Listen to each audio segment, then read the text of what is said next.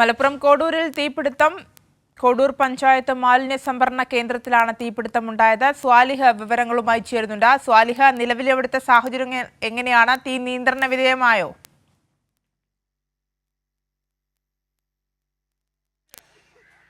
തീർച്ചയായും തീ നിയന്ത്രണ വിധേയമായിട്ടുണ്ട്. ഏതാണ്ട് 1 മണിക്കൂറോളം വലിയ തീ ഉണ്ടായിരുന്നു. ഇപ്പോൾ താൽക്കാലികമായി തീ അണയ്ക്കുന്നതൊക്കെ നിർത്തിവെച്ചിരിക്കുകയാണ്. പുറമേ കാണുന്ന തീയൊക്കെ പൂർണ്ണമായി അണയ്ക്കാൻ സാധിച്ചിട്ടുണ്ട്. ഇനി ഈ JCB ഉപയോഗിച്ച് ഇത് ഇളക്കി ഇതിനടിയിൽ തീയുണ്ടെങ്കിൽ അതിലേക്ക് കൂടി വെള്ളം എത്തിക്കുക എന്നുള്ളതാണ്. അത് പൂർണ്ണമായും അണയ്ക്കാനുള്ള ഒരു ശ്രമമായിരിക്കും.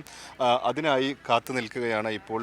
ഏതാണ്ട് ഇപ്പോൾ പൂർണ്ണമായും തീ നിയന്ത്രണ വിധേയമായിട്ടുണ്ട്. മറ്റ് ആശങ്കകളൊന്നുമില്ല. ഒരു ചെറിയ കെട്ടിടമാണ് ഇത്. കോഡൂർ പഞ്ചായത്തിൻ്റെ മാലിന്യ സംസ്കരണ കേന്ദ്രം കൂടിയാണ്. സംഭവിച്ചത് എന്താണിത്? ഒരു 12 മണിയോട് കൂടിയാണ് തീ കണ്ടതെന്നാണ് ഇവിടുത്തെ തൊഴിലാളികൾ പറയുന്നത്. അതിൻ്റെ എങ്ങനെയാണ് തീ പടർന്നത് പിടിച്ചതെന്നെല്ലാം പരിശോധനകൾക്ക് വിധേയമാക്കി കാണേണ്ടതാണ്. വലിയ തോതിൽ മാലിന്യം സംഭരിക്കുന്ന ഒരു കേന്ദ്രമാണോ? എങ്ങനെയാണ് ഇവിടുത്തെ? വലിയ തോതിൽ മാലിന്യം സംഭരിക്കുന്ന കേന്ദ്രമാണ്. എന്നാൽ അതിനാവശ്യമായ ഒരു സംവിധാനവും ഇവിടെ ഒരുക്കാതെയാണ് ഈ കാര്യങ്ങൾ ചെയ്യുന്നത്. പഞ്ചായത്ത് ഭരണ സംവിധാനത്തിൻ്റെ അനാസ്ഥയാണ് ഇത് ഉണ്ടാക്കുന്നതിന് കാരണമായിട്ടുള്ളത്.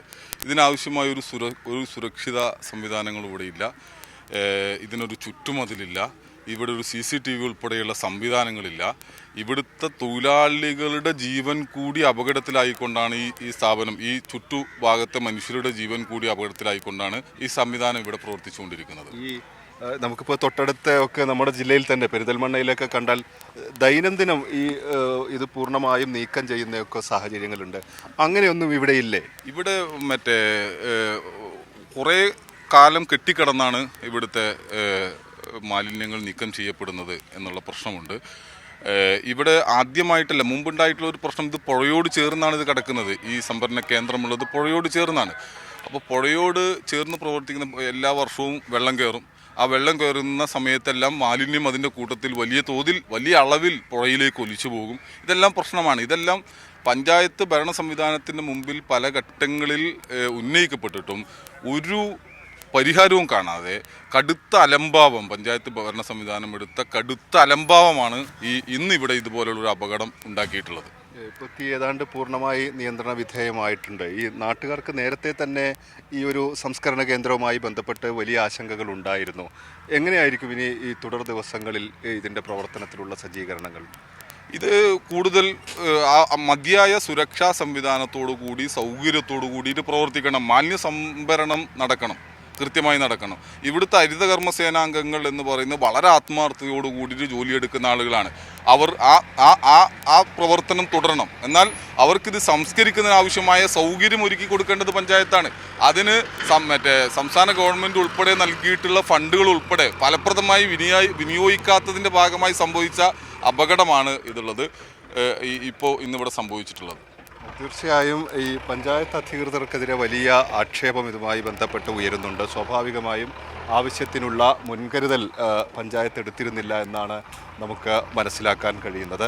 ഇപ്പോൾ JCB എത്തിച്ചിട്ടുണ്ട്. ഈ JCB ഉപയോഗിച്ച് ഈ തീയൊക്കെ, മുകളിലെ തീയൊക്കെ കെട്ടുപോയിട്ടുണ്ട്. പക്ഷേ അടിയിൽ തീയുണ്ടാവാനുള്ളൊരു സാധ്യതയുണ്ട്. ഇത് പ്ലാസ്റ്റിക്കിന് തീപിടിച്ചതാണല്ലോ. അപ്പോൾ അതുകൊണ്ട് തന്നെ ഇതൊന്ന് ഇളക്കി ഫയർഫോഴ്സ് ഉപയോഗിച്ച് വെള്ളം ഇതിൻ്റെ അടിവശത്തേക്ക് കൂടി എത്തി ഇത് പൂർണ്ണമായി അണയ്ക്കാനുള്ള ഒരു ശ്രമമാണ് നടത്തുന്നത്. തീ ഇപ്പോൾ പ്രാഥമികമായി നമുക്ക് പറയാം തീ നിയന്ത്രണ വിധേയമാണ്, അണച്ചു കഴിഞ്ഞിട്ടുണ്ട്. ഇനി ഇതിൽ ഉള്ളിലുള്ള ഈ പുകയൊക്കെ ഉയരുന്നത് ഒഴിവാക്കാനുള്ള ഒരു ശ്രമം കൂടിയാണ് ഇനി ബാക്കിയുള്ളത്. ഇന്ന് ഏതാണ്ട് 1 മണിക്കൂർ നേരം വലിയ ആശങ്ക കോഡൂർ മേഖലയിൽ ഉയർന്നിട്ടുണ്ട്. ഇതിൻ്റെ തൊട്ടടുത്ത് പുഴയുണ്ട്. ഈ പുഴയൊക്കെ ഉള്ളതുകൊണ്ട് തന്നെ വളരെ വേഗത്തിൽ വെള്ളം ഉപയോഗിക്കാനും ഒക്കെ സാധിച്ചിട്ടുണ്ട്. അതുകൊണ്ട് തന്നെ ഇനി ഇതുമായി ബന്ധപ്പെട്ട ഒരു ആശങ്കയില്ല. അതേസമയം പഞ്ചായത്തിനെതിരെ വലിയ പ്രതിഷേധം, അമർഷം ആളുകൾക്കിടയിൽ ഉണ്ട്. ഈ തീപിടുത്തത്തിന്റെ കാരണം വ്യക്തമാകുന്നുണ്ടോ? ഫയർഫോഴ്സ് ഉദ്യോഗസ്ഥർ ഇതേപ്പറ്റി എന്താണ് പറയുന്നത്?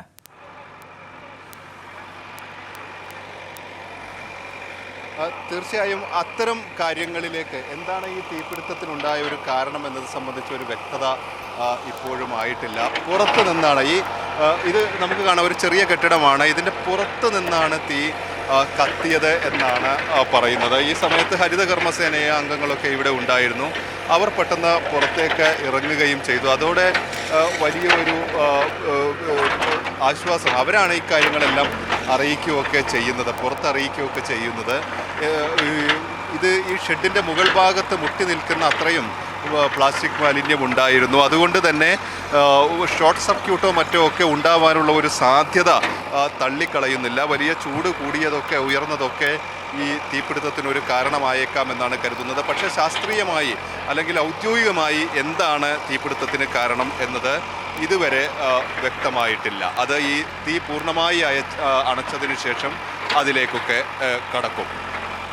ശരി, എന്തായാലും തീ നിയന്ത്രണ വിധേയമായെന്ന് മനസ്സിലാക്കുന്നു. സ്വാലിഹാണ് വിവരങ്ങൾ നൽകിയത്.